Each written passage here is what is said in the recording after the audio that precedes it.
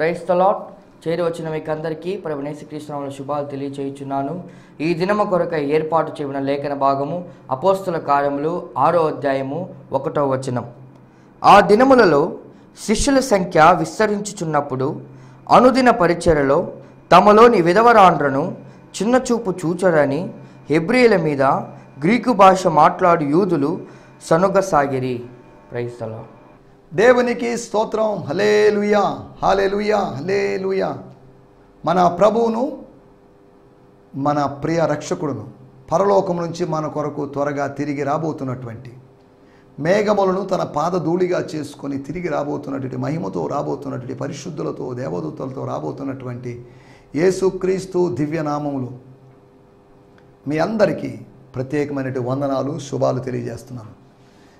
మీ అమూల్యమైన సమయాన్ని కేటాయించి శాంతి టీవీలో ప్రసారం అవుతున్నటువంటి ఆయన హెచ్చవలసి ఉన్నది అనేటువంటి కార్యక్రమానికి మీరు మీ ఉదయకాలపు అమూల్యమైన సమయాన్ని కేటాయించినందుకు మీకు అభినందనలు తెలియజేస్తున్నాను. దేవుని స్తోత్రం. హల్లెలూయా. అపోస్తల కార్యములు 5 అధ్యాయాల ధ్యానాలు మనం ముగించేశాం. 6వ అధ్యాయం చిన్న అధ్యాయం కనుక 15 వచనాలు ఉన్నాయి. అందులో ఇంచుమించు ఒక 7 సందేశాలతోనే ముగించేస్తాను. తర్వాత 7వ అధ్యాయానికి వెళ్తాం. అది పెద్ద అధ్యాయం కనుక 7వ నెలంతా అనగా జూలై నెలంతా అపోస్తల కార్యములు 7వ అధ్యాయం మనం ధ్యానించుకోబోతున్నాం. దేవుని స్తోత్రం. హల్లెలూయా. నిన్నటి ఎపిసోడ్లో సంఘాభివృద్ధి అంటే ఏంటి, సంఘాభివృద్ధి సూత్రాలు మనం చెప్పుకోలేదు.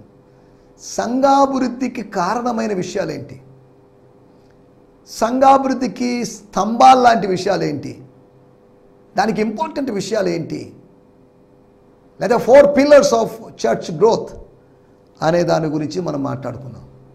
సంఘానికి ఏమి జరిగితే సంఘాభివృద్ధి జరిగింది అనుకుంటాం. ఒక పెద్ద బిల్డింగ్ కట్టారు, వాళ్ళ దగ్గర నుంచి డొనేషన్లు కలెక్ట్ చేసుకొని బిల్ బుక్లు వేసుకొని ధనాన్ని పోగు చేసుకున్నాం. సంఘాభివృద్ధి అనడానికి వీల్లేదు. అటువంటిది ఎక్కడ మన బైబిల్లో కనిపించడం లేదు.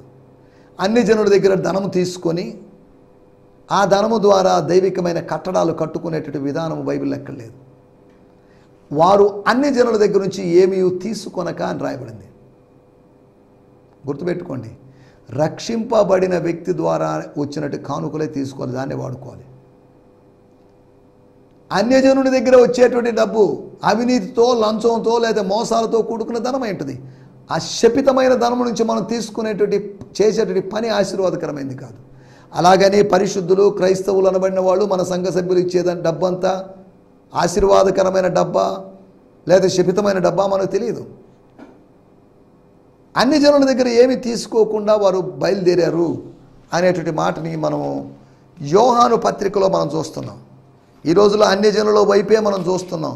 అన్ని జనుల్లో శ్రీమంతుల వైపే మనం చూస్తున్నాం. మా చర్చ్ మేము కట్టుకోవాలనుకుంటున్నామండి, మాకు ఏదైనా చేయండి. అన్ని జనులైన రక్షణ లేనటువంటి స్థానిక నాయకులు రెడ్ల దగ్గరకో లేదా ఎమ్మెల్యేల దగ్గరకో ఎంపీల దగ్గరికి వెళ్ళి డబ్బు కలెక్ట్ చేసుకుంటున్న విధానం, ఇవన్నీ వాక్యానుసారమైన విధానాలు కాదు అనే సంగతిని మీకు జ్ఞాపకం చేస్తున్నాను. స్తోత్రం. 3వ యోహాను పత్రిక, యోహాన్ రాసిన 3వ పత్రిక అనగా పేజీ నెంబర్ 225 కాదు 226. అక్కడ 6, 7 వచనాలు కలిసినాయి. వారు నీ ప్రేమను గురించి సంఘం ఎదుట సాక్ష్యం ఇచ్చిరి. మీరు అండర్లైన్ చేసుకోవాల్సిన మాట, వారు అన్ని జనుల వలన ఏమీ తీసుకొనక ఆయన నామము నిమిత్తము బయలుదేరి గనుక. వారు అన్ని జనుల వలన ఏమీ తీసుకొనక, వాళ్ళు ఇస్తామన్నా వద్దండి, సారీ అండి, మా వాళ్ళు చూసుకుంటారండి, అన్ని జనులైన వాళ్ళు మేము కూడా వస్తాం సహకరిస్తాం అని దుష్టత్రయం అనగా సన్బల్లట్టు, టోబియా, గెషం అన్నప్పుడు సారీ మీకు దీనికి దేవుని పనికి సంబంధం లేదు, మా పని మేము చేసుకుంటాం, మీరు వెళ్ళండ్రా బాబు అని చెప్పి పంపించాడు. అన్ని జనుల వల్ల ఏమీ తీసుకొనక ఆయన నామము నిమిత్తం బయలుదేరి కనుక దేవునికి తగినట్లుగా నీవు వారిని సాగనంపినేడలా నీకు వాళ్ళని సాగనంపు. నీ దగ్గరికి వచ్చారు కాబట్టి వాళ్ళని జాగ్రత్తగా సాగనంపు. దేవునికి తగినట్లుగా వాళ్ళని బాగా గణపరి మంచి ఆఫరింగ్ ఇచ్చి, గాయు అనేటువంటి వ్యక్తితో తన ఆత్మీయ సహోదరుడితో, ఆత్మీయ కుమారుడితో అపోస్తుల్లో ఒక్కడైనటువంటి యోహాను, పెద్దనైన నేను సత్యమును బట్టి ప్రేమించు ప్రియుడైన గాయునకు శుభమని నేను చెప్తున్నానని చెప్పాడు. 3వ యోహాను పత్రిక నేను చదువుతున్నాను, ఆ మాట 6, 7 కలిసి ఉన్నాయి. స్తోత్రం. Now if you would so kind send them, 6వ వచనం, they have shared publicly with the congregation about the beautiful acts of love you have shown them. Now if you would be so kind, send them on their way with a generous gift in a manner that you would honor God. You see, it was their passion for the glory of the name of Christ that launched them out, and they have not accepted financial support from unbelievers. అనగా unbelievers దగ్గర foot note ఇచ్చారు, అక్కడ Gentiles అని రాసింది. అంటే ఈ మాట చూడండి, they have not accepted financial support from unbelievers అని బ్రియాన్ సిమ్మన్స్ గారి టీపీటీ తర్జుమాలో రాయబడింది. మేము ఇస్తామని వచ్చారు, నో సారీ అండి అని రిజెక్ట్ చేశారు. కానీ దేవాలయం విషయంలో అన్యజనుడైనట్టు కోరేష్ రాజును దేవుడు లేపాడు, అది వేరే విషయం. నెహెమ్యా కొలువు చేసినటువంటి ఆ రాజు కూడా అటవీ శాఖ మంత్రికి, ఫారెస్ట్ డిపార్ట్మెంట్ వాళ్ళకి ఫోన్ చేసి కలపమని, లేదా లీవ్స్ ఇవ్వడం, ఇవన్నీ ఆ ఫేవర్ మనం చూస్తున్నాం. నా మాటల యొక్క ఉద్దేశం ఏంటంటే, దేవుని బిడ్డలకి దేవుని పరిచర్య కొరకు అయినటువంటి ధనము దేవుని బిడ్డల నుంచే రావాలి. జీసస్ క్రైస్ట్ యొక్క మినిస్ట్రీకి ధనం లూకాసు సువార్త 8వ అధ్యాయంలో స్త్రీల నుంచి, కొందరు స్త్రీల నుంచి వచ్చింది. యేసును అభిమానించేటువంటి, యేసును ఆరాధించేటువంటి, యేసును అనుసరించేటువంటి స్త్రీలలో నుంచి, ఇన్నర్ సర్కిల్లో నుంచి వచ్చింది, కానీ అవుటర్ నుంచి ఎక్కడి నుంచో రాలేదు. సరే, దేవుని స్తోత్రం. లేఖన భాగాల్లోకి వచ్చేద్దాం. సంఘాభివృద్ధిని గురించి మనం ఆలోచిస్తున్నాం. శిష్యుల సంఖ్య పెరగాలి, సభ్యుల సంఖ్య పెంచుకోవడం కాదు. సభ్యుల్ని శిష్యులుగా చేయాలి, శిష్యులుగా మార్చాలి. మీరు సర్వలోకానికి వెళ్ళి సర్వసృష్టికి సువార్తను ప్రకటించండి. మీ స్థానిక సంఘాల్లో సభ్యుల్ని నింపుకోండి. మా స్థానిక సంఘంలో 50 మంది ఉన్నారు, 100 మంది ఉన్నారు. పోయిన నెల 50 మంది ఉన్నారు, ఈ నెల 100 మంది అయ్యారు. పోయిన సంవత్సరం 200 మంది ఉన్నారు, ఇప్పుడు 500 మంది అయ్యారు అని అతిశయిస్తూ డంబాలు పలుకుతూ ఉండడానికి కాదు. ఆది సంఘంలో ఆయా సంఘాల్లో జనసంఖ్య లేకపోతే విశ్వాసుల సంఖ్య ఎంతో మనకు తెలియదు. అంత్యోక్య సంఘం పెద్ద సంఘం అంటే 5,000 మంది ఉన్నారు, ఎఫెసీ సంఘం పెద్ద సంఘం అండి 3,000 మంది ఉన్నారు అనే లెక్కలు వాళ్ళు తీసుకున్నాడు. పరిశుద్ధాత్ముడు ఈ లెక్కలకు ప్రాధాన్యత ఇవ్వలేదు. పనికి మాలినటువంటి కొంతమంది దేవుని సేవకులు అనబడిన వాళ్ళు ఈ లెక్కలకు ప్రాధాన్యత ఇస్తున్నారు. పరిశుద్ధాత్మ దేవుడు దేనికి ప్రాధాన్యత ఇచ్చాడో దానికి మనం ప్రాధాన్యత ఇద్దాం. అక్కడ 50 మంది వచ్చారు, దేవునికి స్తోత్రం. 500 మంది వచ్చారు, దేవునికి స్తోత్రం. 5,000 వచ్చారు, దేవునికి స్తోత్రం. Number is not important, member is important. ఎంతమంది అనేది కాదు, ఎంతమంది అయినా రానివ్వండి, ఎంతమంది వచ్చినా దేవుని వాక్యంలో రాయబడింది, 2, 3 ఉన్నా పర్లేదు, 2, 3 నా నామంలో కూడుకున్నా వారి మధ్యలో నేను ఉంటాను. ఏంటండి 2, 3 ఏంటండి? మరి ఘోరంగా స్వర్గాన్ని విడిచిపెట్టి నేను ఇక్కడికి వస్తే దేవదూతలను వాళ్ళ ఆరాధనని పక్కన పెట్టి ఇక్కడికి వస్తే 2, 3 2, 3 మధ్యలో నేనేం మాట్లాడగలను, ఏం జోక్యం చేసుకోగలను, ఏం అని దేవుడు అనలేదు. దేవునికి 2, 3 చాలు. కానీ మన ప్రసంగికులకి 500 మంది రావాలండి, 1000 మంది రావాలండి, అంతమంది రావాలనే కండిషన్లు. వీళ్ళు చేసే బోధనలు కూడా సక్రంగా ఉండవు వాళ్ళకి. కానీ వీళ్ళ డిమాండ్లు ఎక్కువ, మాకు అంత ఇవ్వండి, 5,000 ఇవ్వండి, 6,000 ఇవ్వండి అనే డిమాండ్లు. ఎందుకు డిమాండ్లు? డివైన్ గ్రేస్ వాళ్ళకి లేదు కాబట్టి ఇలా డిమాండ్ చేస్తున్నాడు. కృప లేనోడు డిమాండ్ చేస్తాడు. కృప కలిగిన వాడికి కోరుకోకుండానే, అడగకుండానే ఆటోమేటిక్గా చెందవలసింది, వెళ్ళవలసింది, దక్కవలసింది దక్కుతుంది. ఒక వీధిలో కూడిక ఏర్పాటు చేయడానికి ఒక సహోదరి ఒక గాయకుడిని అడిగితే, పేర్లు అవి చెప్పను కానీ, ఓ 10,000 ఇవ్వండి, ఓ రాత్రికి కనీసం 6,000 ఇవ్వండి. సువార్తను వీళ్ళు అమ్ముకుంటున్నారు కానీ నమ్ముకోవడం లేదు. సువార్త నమ్ముకోవాలి, అమ్ముకోకూడదు. యూదా ఇస్కరియోతు యేసును అమ్మ చూశాడు. యేసును నమ్ముకోండి కానీ యేసును అమ్ముకోవద్దు.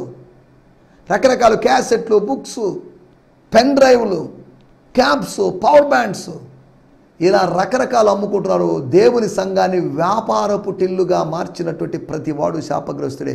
వాడిని ఏదో ఒక రోజు దేవుడు తీర్పు దినమున తాళ్లతో కొరడాలు చేసి దేవాలయం నుంచి తరిమేసినట్టుగా తరిమేస్తాడు.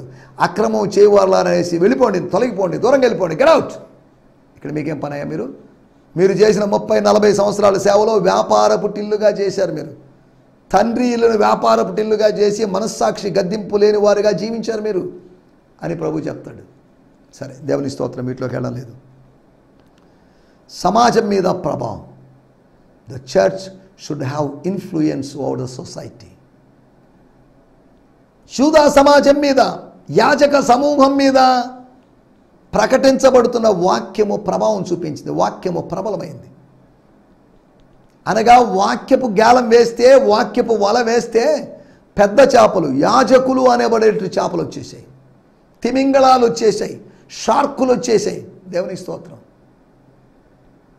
చిన్న పిల్ల చేపలు కాదు, పిత్త పరిగలు కాదు వచ్చింది, చిన్న చిన్నవి కాదు వచ్చింది, పెద్దగా వచ్చి పడ్డాయి ఈ వలలో. సువార్త వలలోకి పెద్దోళ్ళు వచ్చి చేరుతున్నారు, సువార్త వలలో చిన్నోళ్ళు వచ్చి చేరుతున్నారు. పెద్దోళ్ళు రావాలని మనం వెలువలేదు. ఎవరైనా పర్లేదు, నువ్వు ఎవరైనా పంపించు ప్రభు అని మనం అంటున్నాం. సర్వలోకానికి వెళ్ళి సర్వ సృష్టికి అంతవరకే కానీ సర్వలోకానికి వెళ్ళి శ్రేష్టమైన వాళ్ళు వెతికి వాళ్ళకి సువార్త చెప్పండి, సంపన్నులను వెతికి వాళ్ళకి సువార్త చెప్పండి అని కాదు. స్తోత్రం, హల్లెలూయా. మూడోది పరిశుద్ధాత్మ నడిపింపు. పరిశుద్ధాత్మన గురించిన బోధనలు సంఘాల్లో లేవు. ఏమనంటే పెంతుకోస్తు సంఘం కాదండి మాది, మీది పెంతుకోస్తు సంఘమో, బ్యాప్టిస్ట్ సంఘమో, లూథరన్ సంఘమో ఇవన్నీ అవసరం. కానీ ఆది సంఘంలో లేకపోతే మొదటి శతాబ్దంలో అపోస్తల కార్యములో సంఘాలకి పలాని డినామినేషన్ అనే ముద్ర లేదు. కానీ స్తోత్రం, వాళ్ళకి ఆత్మ నడిపింపు ఉంది. ఈరోజు ముద్రలు ఉన్నాయి, ఆత్మ నడిపింపు లేదు. ఈరోజు డినామినేషన్ ఉంది, కానీ డివైన్ గైడెన్స్ లేదు. చూడండి ఎంత విచారకరం. పరిశుద్ధాత్మ వలన కలిగేటువంటి ఆదరణ చేత వాళ్ళు నడిపించబడుతున్నారు. మనకు ఆదరణ కూడికలు పెట్టిన ఆదరణ లభించడం లేదు. కానీ ఆది సంఘానికి పరిశుద్ధాత్ముడు వాళ్ళని కంఫర్ట్ చేస్తున్నాడు. కష్టాల మధ్యలో, నష్టాల మధ్యలో, శ్రమల మధ్యలో కన్నీరు గారుస్తున్నప్పుడు వారి కన్నీటిని ఆయన నాట్యంగా మారుస్తున్నాడు. వారి కన్నీటిని, వారి బాష్ప బిందువులను ఆయన తుడిచివేస్తున్నాడు. వారి యొక్క ఆవేదన కన్నీరుని ఆనందపు కన్నీరుగా మారుస్తున్నాడు, ఆనంద బాష్పాలుగా మారుస్తున్నాడు. దేవుని స్తోత్రం.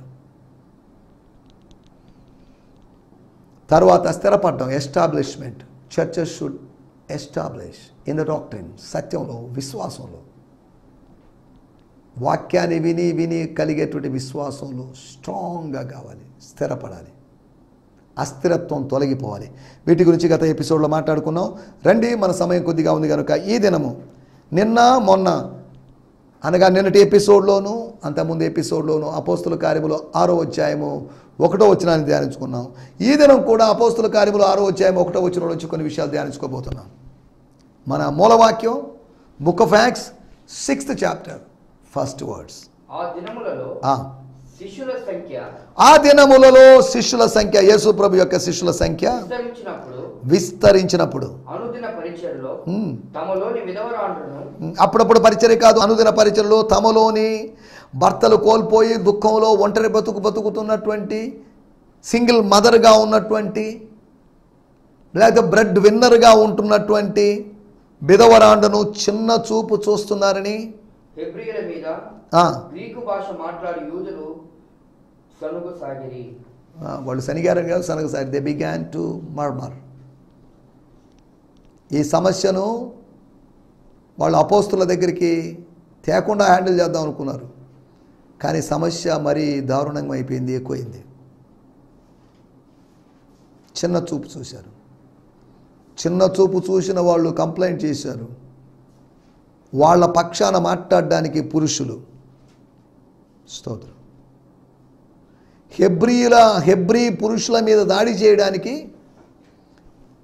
స్తోత్రం, గ్రీకు భాష మాట్లాడేటువంటి ఆ యూదుల సహోదరులు లేకపోతే విధవరాండ్లు. ఇదొక స్త్రీల సమస్య. అసలు ఏంటండి చిన్న చూపు? ఏంటండి చిన్న చూపు? అసలు వాళ్ళ చూపుతో మాకు అవసరం లేదు, పురుషుని చూపుతో మాకు అవసరం లేదు, మాకు ప్రభు చూపు కావాలి. అపోస్తుల చూపుతో మాకు అవసరం లేదు. ఆహారం దగ్గర మమ్మల్ని ఏదో ప్రత్యేకంగా చూడాల్సిన అవసరం లేదు, మాకు ఇవన్నీ అనవసరం. ప్రభు మమ్మల్ని చూస్తే చాలు, మమ్మల్ని పోషిస్తే చాలు, మా అనుదిన ఆహారం మాకు లభిస్తే చాలు అని సర్దుకోపోవలసినటువంటి స్త్రీలు దాన్ని వారి పురుషుల దగ్గరికి తీసుకొచ్చారు. వారి పురుషులు హెబ్రీ పురుషుల మీద ఒక చిన్న వారు జరిగింది. స్త్రీల మధ్యలో ఉన్న సమస్య ఇద్దరు పురుషుల మధ్యలో సమస్యగా మారింది. ఎంతమంది మధ్యలో జరిగిందో మరి తెలియదు, కానీ సనుగుడు ఆరంభమైంది. ఎక్కడ సనుగుడు ఆరంభమైతే అక్కడ స్తుతి ఉండదు, స్తుతి ఉన్న చోట సనుగుడు ఉండదు. మన జీవితాల్లో సనుగుడు ఉండకూడదు. మనం ఇదేనో ఆలోచించుకోబోయేటువంటి మాట సనుగుడు, మర్మరింగ్, గ్రంబ్లింగ్. ఈ సనుగుడు అనే మాట ఆలోచించినప్పుడు అపోస్తుల కార్యములు ఈ ఒక్క చోట మాత్రమే సనుగుడు కనిపిస్తుంది. అపోస్తుల కార్యములు 1వ అధ్యాయంలో మాత్రమే చీట్లు వేయడం కనిపిస్తుంది. తర్వాత మళ్ళీ కనిపించలేదు. మిగతా 27 అధ్యాయాల్లో కనిపించలేదు. అపోస్తుల కార్యములు 6వ అధ్యాయంలో మాత్రమే ఈ సనగడం కనిపించింది. మిగతా ఎక్కడా కనిపించదు. మిగతా 27 అధ్యాయాలు కనిపించడం లేదు. మిగతా ముందున్నటువంటి 21 అధ్యాయాల్లో కనిపించడం లేదు. అనగా సంఘ జీవితం అనేటువంటి అరణ్య ప్రయాణములో ఇశ్రాయేలు ప్రజల్లాగా తమ పితరుల్లాగా వీళ్ళు సనిగారు. ఇది మనం గమనించాల్సిన విషయం. ఈ రోజుల్లో కూడా సనుగుతూ జీవిస్తున్నామేమో. సనుగుడు మంచిది కాదు. సాహసం చేయలేని వాడు సనుగుతూ ఉంటాడు. శారీరకంగా వృద్ధుడైన వాడు, వయసు పెరిగిన వాడు సనుగుతాడు. యవనస్తుడికి సనగాల్సిన అవసరం లేదు. మనసులో తిట్టుకోవచ్చు, మనసులో గద్దించవచ్చు, మనసులో ఏదో అనుకోవచ్చు, అది వేరు.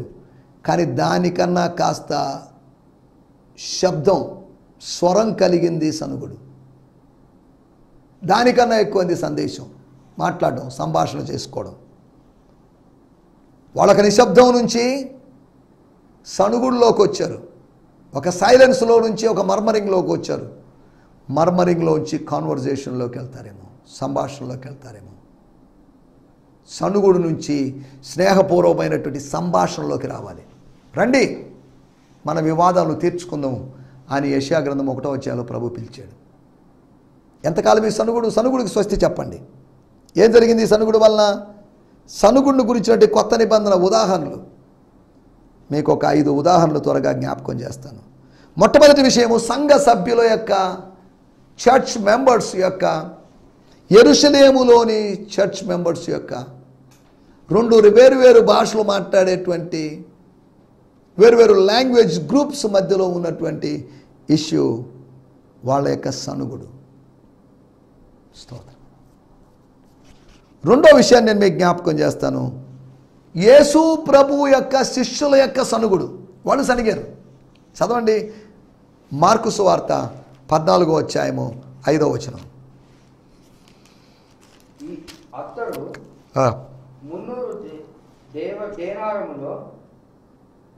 అతడు 300 దేనారముల కంటే ఎక్కువ వెల కమ్మి బీదలకి ఇవ్వచ్చునని చెప్పి ఆమెను కోపడ్డారు. ఓకే, తప్పేం లేదు. ప్రేమతో కూడిన కోపం వ్యక్తం చేశారు. ఈ అత్తరు ఇలాగూ నష్టపరచనేలా? ఏమ్మా సిస్టరు, ఇది అవసరమా? ఓకే, అది కూడా బాగానే ఉంది. ఆ ప్రశ్న కూడా బాగుంది. ఈ అత్తరు 300 దేనారముల కంటే ఎక్కువ అమ్మి వెలకమ్మి ఆమె ఇచ్చేటువంటి గిఫ్ట్కి వెల కట్టారు. స్తోత్రం. ఆమె వెల చెప్పలేదు, కానీ వీళ్ళు వెలగట్టారు. ఆమె ఆఫరింగ్ కాస్ట్ ఇంతేనండి, ఆమె ఇచ్చిన దాన్ని, ఆమె పెట్టిన భోజనం ఖరీదు ఇంతేనండి అని క్యాలిక్యులేటివ్గా ఉన్నటువంటి శిష్యులు బీదలకి ఇవ్వచ్చునని చెప్పి ఆమెను గూర్చి సనుగుకునిరి. ఆమెను గురించి సనుక్కుంది ఎవరు? స్తోత్రం. 4వ వచనంలో రాయబడింది, అయితే కొందరు కోపపడి అని రాయబడింది. మిగతా సువార్తల్లో మనం గమనిస్తే శిష్యులు కోపపడ్డారు, శిష్యులు సనిగినట్టుగా మనం అర్థం చేసుకోవచ్చు. ఆ సనిగిన వారిలో శిష్యులు కూడా ఉన్నారని అర్థం చేసుకోవచ్చు. సమర్థించిన వాళ్ళు కాదు. అమ్మాయి చేసిన తప్పే ఉందండి, ఆ స్త్రీ చేసిన తప్పే ఉంది అని ఆమెను సమర్థించని వాడు సనుగుతాడు. ఇక్కడ ఒక సహోదరి చేసిన పని మీద వాళ్ళు చేసినటువంటి సనుగుడు, ఆ సనుగుడు మధ్యలో సనుగుడు ఆపమని చెప్పి ఆ స్త్రీతో మీకేం పని, ఆమె జోలికి పోవద్దు, ఆమె చేసేదేదో చేయనివ్వండి అన్నట్టుగా ప్రభు వాళ్ళని సున్నితంగా గద్దించాడు. స్తోత్రం. హల్లెలూయా. మనం ఆలోచిస్తున్న విషయాలు. యేసు ప్రభు యొక్క శిష్యుల యొక్క సనుగుడు, యేసుతో ఉన్నారు కానీ ఆయన శిష్యులు సనుగుడు అనుభవాలు ఉన్నారు. విల్డర్నెస్ మెంటాలిటీలో ఉన్నారు. తమ పితరుల యొక్క ఇజ్రాయెలీట్స్ యొక్క అటువంటి అదే తత్వంలో ఉన్నారు. యోహాను సువార్త 6వ అధ్యాయము 61వ వచనం. యేసు తన శిష్యులు ఎస్ దీనిని గూర్చి సనుగుకొనుచున్నారని తనకు తానే ఎరిగి వారితో ఇట్లా నేను దీని వలన మీరు అభ్యంతరపడుచున్నారా. ఆయన శిష్యుల్లో అనేకులు ఈ మాట విని, శిష్యులందరని కాదు, అనేకులు, ఎక్కువ మంది, 70 మందిలో ఎక్కువ మంది, లేదా 58 మంది అనుకుందాం, ఇది కఠినమైన మాట, ఇది ఎవడు వినగలడని చెప్పుకొని యేసు తన శిష్యులు దీని గురించి, నా శరీరము నా రక్తం తినండి తాగండి అంటున్నప్పుడు ఇదేదో అభ్యంతరకరంగా ఉందే, ఇదేదో బాలేదే, ఆయన శరీరాన్ని తినవేందండి, మేము నరమాంస భక్షకులమా అన్నట్టుగా యేసు తన శిష్యులు దీని గురించి సనుగొనుచున్నారని తనకు తానే ఎరిగి, ఆత్మలో ఎరిగి, తండ్రి బయలుపరిస్తే ఎరిగి వారితో ఇట్లా దీనివల్ల మీరు అభ్యంతరపడుతున్నారా. సనిగినవాడు అభ్యంతరపడుతున్నాడు. సనిగినవాడు ఆనందపడడం లేదు, సంతోషంగా లేడు. వాడు సనిగేటువంటి సోదరి జీతం పెరగలేదనో, జీతం పెంచలేదనో, ఆర్థిక వనరులు చాలడం లేదనో సనగాల్సిన అవసరం లేదు. యెహోవా ఈరే, ఆయన మీ పోషకుడు, మీకు అనుగ్రహిస్తాడు అనే సంగతిని మీకు గుర్తు చేస్తున్నాను. యేసు ప్రభు యొక్క శిష్యులు సనిగారు, ఆ స్త్రీ మీద సనిగారు, అంతేకాకుండా యేసు బోధ మీద సనిగారు. ఆ స్త్రీ యేసుకు చేస్తున్న దాని మీద సనిగారు, యేసు ప్రభు వాళ్ళతో చెప్తున్న దాన్ని బట్టి సనిగారు. మూడో విషయాన్ని నేను మీకు జ్ఞాపకం చేస్తాను. లూకా సువార్త 5వ అధ్యాయం 30వ వచనం. పరిసయ్యులను వారి శాస్త్రులను ఇది చూచి సుంకరులతోను పాపులతోను మీరెలా తిని త్రాగుచున్నారని ఆయన శిష్యుల మీద సనిగిరి. శిష్యుల మీద సనిగినటువంటి పరిసయ్యులు, శాస్త్రులు. అసలు ఏందా మీరు వాళ్ళతో కలిసి తినడం ఏంటి? ఏంటిదంతా? మీ బోధకుడికి ఆల్రెడీ మేము పేరు పెట్టేశాం పాపులకు స్నేహితుడని. సుంకరులతో మీకేం పని? వీళ్ళతో మీకు అసలు మీకేం పని? పాపులతో మీకేం పని?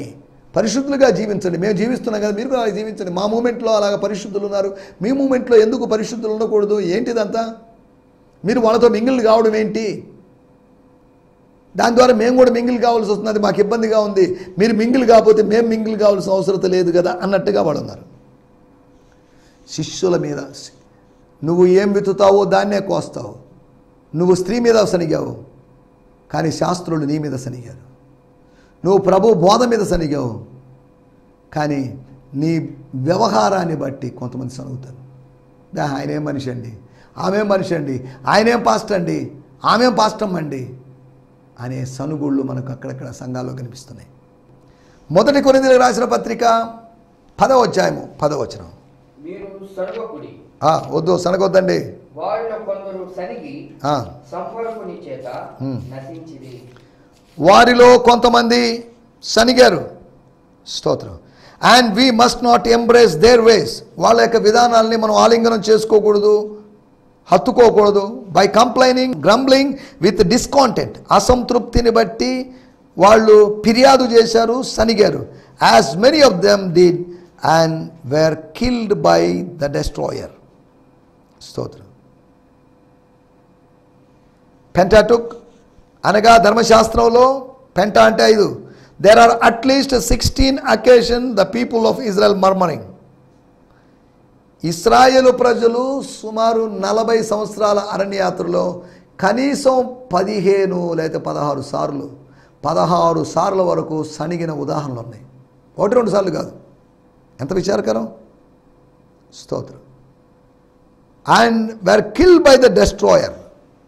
సంహారకుని చేత నశించారు. సంహారకుని చేత అని కాదు, సంహార దూత చేత సంహరించబడ్డారు. దేవుని స్తోత్రం. సనుగుడు వద్దు, సనుగుడికి స్వస్తి పలుకుదాం. 1 సంఘ సభ్యుల సనుగుడు, 2ది యేసు శిష్యుల సనుగుడు, 3ది పరిసయ్యులు శాస్త్రుల సనుగుడు, 4ది ఇశ్రాయేలు సనుగుడు, 5వ సనుగుడు నేను చెప్పి ముగిస్తాను. యూదా పత్రిక 1వ అధ్యాయము 16వ వచనం. స్తోత్రం. యూదా పత్రిక 1వ అధ్యాయం 16వ వచనం. వారు తమ దురాశల చొప్పున లాభము నిమిత్తము మనుషులను కొనియాడుచు, లాభము నిమిత్తం మనుషుల్ని పొగుడుతూ కొనియాడుతూ ముఖస్తుతి చేస్తూ సనుగువారు తమ గతిని గూర్చి నిందించు వారినై ఉన్నారు. వారి నోరు డంబమైన మాటలు పలుకును. చాలండి. These people are always complaining and never satisfied, finding fault with everyone. ప్రతి వాడిలో లోపాన్ని కనుగొనాలని ప్రయత్నం చేస్తూ సనిగేటువంటి వాళ్ళు. కొంతమంది భక్తిహీనుల గురించి రాయబడింది, అన్గాడ్లీ పీపుల్ గురించి రాయబడింది. దానికి ముందు దుర్బోధకుల గురించి రాయబడింది. దుర్బోధకులైనా భక్తిహీనులైనా కానీ సనుగుతున్నారు. ఈ 5 విధాలైన సనుగుల గురించి, సంఘ సభ్యుల సనుగు, యేసు శిష్యుల యొక్క సనుగుడు, పరిసయ్యులు శాస్త్రుల యొక్క సనుగుడు, ఇశ్రాయేలుల యొక్క సనుగుడు, దుర్బోధకులు భక్తిహీనుల యొక్క సనుగుడు గురించి రాయబడింది. ఈ మాటలు చెప్పినప్పుడు ఒక మాట చెప్పి ముగించేస్తాను. ఫిలిప్పీలకు రాసిన పత్రిక 2వ అధ్యాయము 14-15 వచనాలు. అపోస్తలుడైన పౌలు ఫిలిప్పీలకు రాసినటువంటి పత్రిక 2వ అధ్యాయము 14-15 వచనాలు. 179వ పేజీ ఎడమ చేతి వైపున ఉంటుంది కింద భాగంలో. మీరు మూర్ఖులైన వక్ర జనం మధ్య నిరపరాధులగునట్లు నిష్కళంకులను, స్తోత్రం, అనింద్యులనైన దేవుని కుమారులగునట్లు. దేవుని కుమారులు అంటే నిరపరాధులు, నిష్కళంకులు, అనింద్యులు అంట. సనుగులను సంశయములను మాని సమస్త కార్యములు చేయండి. మీరు చేయు కార్యములన్నీ ప్రేమతో చేయండి అని 1 కొరింథీ పత్రిక 16వ అధ్యాయంలో ఉంది. మీరు చేయు కార్యములన్నీ సనుగుడు లేకుండా చేయండి. సనుక్కుంటూ చేయొద్దు, అసంతృప్తిగా చేయొద్దు, సంతోషంగా చేయండి. దేవుని స్తోత్రం. కాబట్టి సనుగుడి నుంచి బయటపడదాం, సనుగుడికి స్వస్తి చెప్దాం. అలా సనుగు నుంచి బయటపడడానికి ప్రభు మనకు సహాయం చేయనుగాక. సంఘము 6వ అధ్యాయానికి వచ్చేసరికి సంఘం ఆరంభించబడి ఒక 7-8 సంవత్సరాల లోపే వాళ్ళ మధ్యలో సనుగుడు ఆరంభమైంది. స్తోత్రం. కాబట్టి మన స్థానిక సంఘాలు సనుగుడు లేకుండా స్తుతి మాత్రం ఉంటూ మనం ముందుకు సాగడానికి ప్రభు మనకందరికీ సహాయం చేయనుగాక. ఆమేన్. హల్లెలూయా. ప్రభు చిత్తమైతే రేపు ఉదయకాలము ఇదే సమయం ఇదే ఛానల్ కలుసుకుందాం. హల్లెలూయా. మీ అందరికీ ఈ సందేశము మీకు ఆశీర్వాదకరంగా ఉందని నమ్ముచున్నాము. ప్రార్థనా అవసరతల కొరకు మమ్మల్ని సంప్రదించవలసిన మా చిరునామా గిద్యోన్ మిషన్ చర్చ్, 6వ వీధి, శాంతినగర్, నెల్లూరు 4, ఆంధ్రప్రదేశ్. పిన్ 524004. మా ఫోన్ నంబర్లు 7036443613 మరి ఒక నంబర్ 9392293010. మా ఈమెయిల్ ఐడి gfihmi2015@gmail.com. దేవుడు మిమ్మును ఆశీర్వదించునుగాక. ఆమేన్.